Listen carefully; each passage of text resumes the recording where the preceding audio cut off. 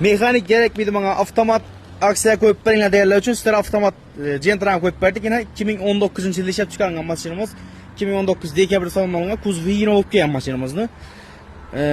Diskeleri, avizleri, maytafolları, lükleri hem öğücüba avtomat karöpke maşinimiz. Yine halatlarını görüp dostlar. Probekleri halal, video registratorları hem öğücüba. Video registratorları kımmatından koyuluğa.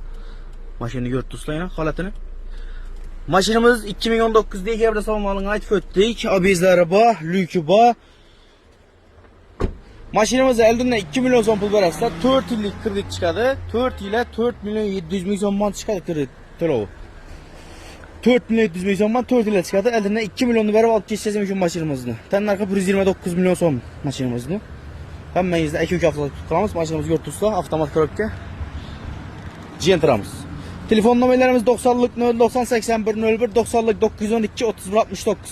Bizənin mənzillərimiz Xivada, həmməyinizdə 2-3 haftalık tutqalamız. Gentra Karabiyanda 2 milyon son alıp geçeceğiz mümkün maşinimizni. Aylık to'lovi zor çıkadı, hem 4 illik çıkadı. Gele verəsizlər.